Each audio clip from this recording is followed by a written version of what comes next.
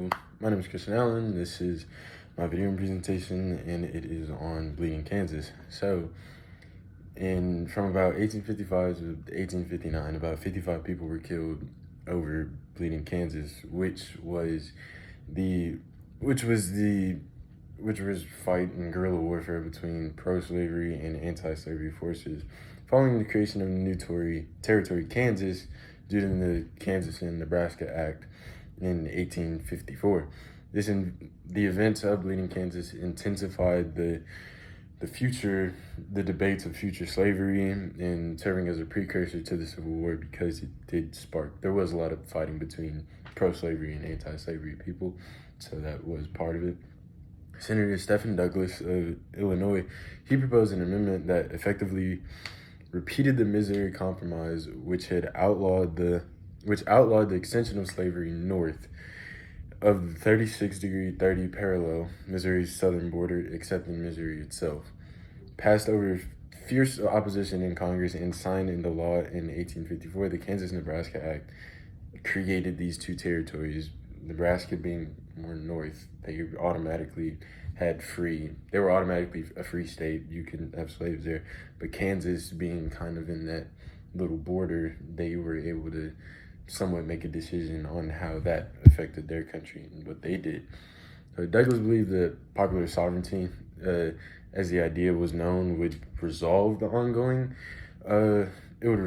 act and resolve what was going on. However, what he really did was, what really ended up happening was he divided the Democratic Party, and the formation of the Republican Party happened. And the Republican Party was the party that opposed slavery and opposed extending slavery into any new territory, really.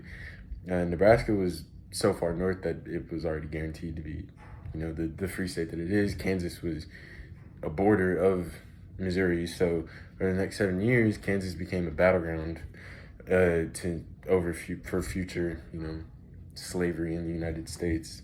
It was a major battleground. And then on the other side, so in New England, a group of abolitionists formed the Immigrant Aid Company, which sent anti-slavery settlers to Kansas to ensure it would become a free territory. On the other side, thousands of pro-slavery Missourians flooded into the state, basically illegally voting in the election, its territorial election in November 1854, creating a legal vote saying that it should be able to have slaves, because a bunch of thousands and people from Missouri went and illegally voted. So pro-slavery candidate John Whitfield, he defeated two Free Soil candidates to become the territory's delegate in Congress, with only half the ballots cast by registered voters. So he basically won unfairly because a bunch of the voters weren't even registered to vote. In March of 1855, when elections took place for the first territorial legislature, thousands of heavily armed border ruffians showed up in Kansas again to basically sway the votes through illegal votes and intimidation of anti-slavery voters. They ensured the election of a state of pro-slavery legislators. Northerners and other anti-slavery settlers refused to accept this government and set up their own. So free staters, known as Jayhawkers, the Kansas Jayhawks, that's kind of where it comes from, Jayhawks. I thought that was cool. Armed themselves in a preparation for clashes and pro-slavery forces. So basically they're ready to take everything over. As tensions increased with the territory, President Franklin Pierce recognized the pro-slavery legislature as the only legitimate government of Kansas. So sporadic outbursts of violence occurred between the pro-slavery and the anti-slavery forces in 1855 and early 1856. In a sharp escalation of the violence, a pro-slavery group stormed the Free State stronghold of Lawrence on May 21st, 1856, destroying printing presses. Basically, they just destroyed a bunch of stuff, just rampaged out of everything. So it was called the Sack of Lawrence. It became known as. The abolitionist Brown marched through Pottawatomie Valley in Kansas territory. I did not say that right, I don't think. On May 24th, along with 7 men, and including 4 of his sons, determined to confront pro-slavery settlers The group dragged 5 men from their homes along Panama Creek and brutally killed them all.